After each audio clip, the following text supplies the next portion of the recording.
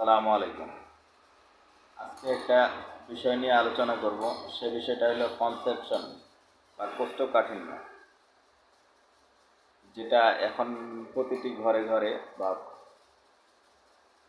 এই সমস্যা রয়ে গেছে, একজনের না একজনের রয়ে গেছে। আজকে একটা স্বাস্থ্য পরামর্শ যেটা আপনাদের বাসায় রয়ে গেছে, অথচ আমরা এটা কন্টিনিউ করলে আমাদের এই কোষ্ঠকাঠিন্যটা থাকে না। দীর্ঘদিন থেকে অনেকেই কোষ্ঠকাঠিন্যে ভুগতেছেন। যারা কোষ্ঠকাঠিন্যে ভুগতেছেন তারা বোঝেন এটা কতটুকু অসুবিধাজনক একটা সমস্যা। আমরা মূলত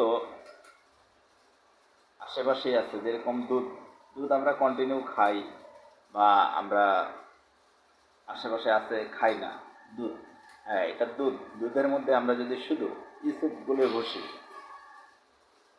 দুধ আমাদের হজম হয় না। যার জন্য আমাদের কাজ করতে হবে কি, দুধের সাথে গরম দুধে ইসুপগুলের ভুসি, পরিমাণ মতো ইসুপগুলের ভুসি, সামান্য মিশ্রি যদি মিশাই বা মিশিয়ে অ্যাডজাস্ট করে আমরা খেয়ে নেই। প্রতিদিন রাতে হাফ কাপ দুধ, 1 চিমটি মিশ্রি দানা ও 1 চা চামচ ইসুপগুলো বসি। আল্লাহর রহমতে আমাদের যে গ্যাসের সমস্যা আছে, কোষ্ঠকাঠিন্যের সমস্যা আছে, এটা অনলি 72 ঘন্টা বা 3 দিনের মধ্যে চলে যাবে ইনশাআল্লাহ। আর সবাই লাইক ও সাবস্ক্রাইব দেবেন এবং শেয়ার দিয়ে পাশে থাকবেন। আর অবশ্যই